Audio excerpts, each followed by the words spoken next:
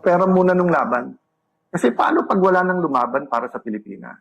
Paano kung Marcos na rin? Wala namang problema, filean ako ng kaso. But for example, yung Tindig Pilipinas Kiko D, legacy ni President Cory Aquino is democracy. Legacy ni Senator Benigno Aquino is giving his life to fight for freedom and democracy. And then magpapagamit kayo sa Malacanang. Obstruction of justice.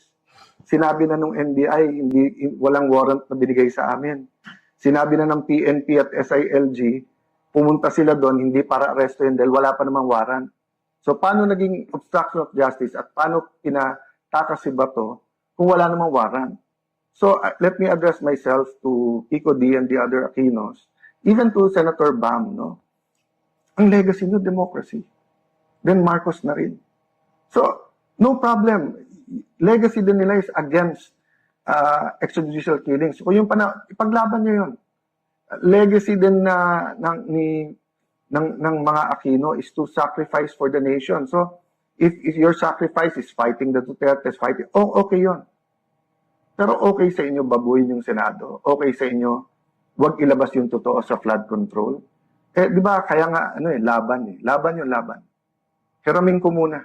Kasi hindi nyo ginagamit eh. Di ba? So, alam nyo naman, di ba, sa aktivista, ganyan. Sa Duterte, ganyan. Kailangan neutral ako eh, dahil senator judge din ako. Ako pa magpre-preside ng impeachment. Pero pera muna nung laban. Kasi paano pag wala nang lumaban para sa Pilipinas? Paano kung Marcos na rin? So mga kababayan, let me end this way. Kung comfort lang po, sumang-ayon na po ako sa administrasyon. My life will be totally much easier, but I couldn't live with myself. Why? Life without a purpose is not living. Diba? You all have to consult your maker. Is this the kind of world that the Philippine Constitution wants? Is this the kind of world that the Bible tells us, the kind of Philippines we want? Diba? So, you might not like me. You might not agree with my politics. I'm not perfect. Some of you might not even trust me. And if I'm wrong, then tama feelings nyo. But what if I'm right? How many of us didn't listen to the science in 1970s? And what happened for 20 years? So what if I'm wrong now? You don't have to like me. My stay as Senate President is limited. But every day that I'm here, laban po tayo. So, hindi natin kalaban ang Malacanang. Pero kalaban natin kasinungalingan. Kalaban natin yung nagpupunit ng pahina ng konstitusyon. So mga kababayan, tonight, tomorrow, let's say a prayer. But let's ask ourselves, who are we? Anong identity natin? Paano natin maitutuloy yung laban?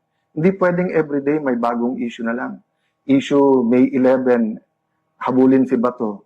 Issue May 13, NBI attack the Senate o hindi. Issue ng walkout, 12 kayo, okay. Nung kami hindi dumating, 12 kayo, okay.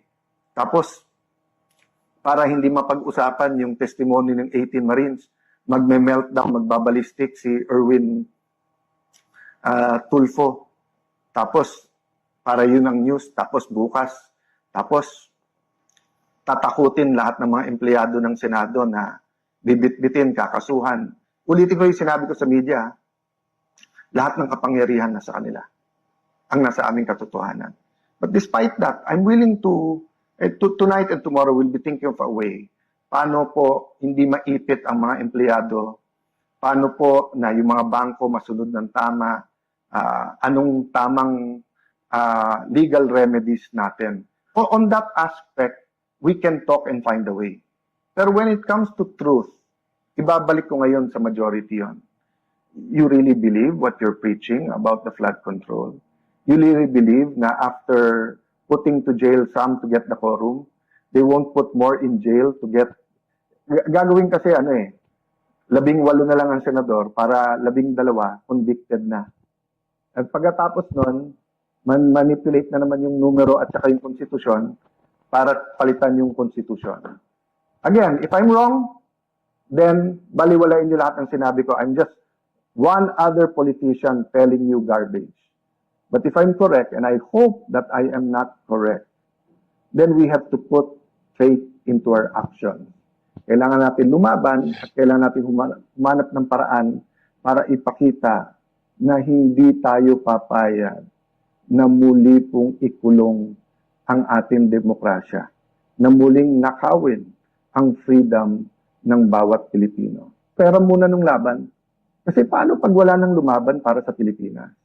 Paano kung Marcos na rin? Wala namang problema, filean ako ng kaso. But for example, yung Tindig Pilipinas PCOD, legacy ni President Cory Aquino is democracy. Legacy ni Senator Benigno Aquino is giving his life to fight for freedom and democracy. And then magpapagamit kayo sa Malacanang. Obstruction of justice. Sinabi na nung NBI, walang warrant na binigay sa amin. Sinabi na ng PNP at SILG, pumunta sila doon, hindi para arrestuin dahil wala pa namang warrant. So paano naging obstruction of justice at paano pinatakas si Bato kung wala namang warrant? So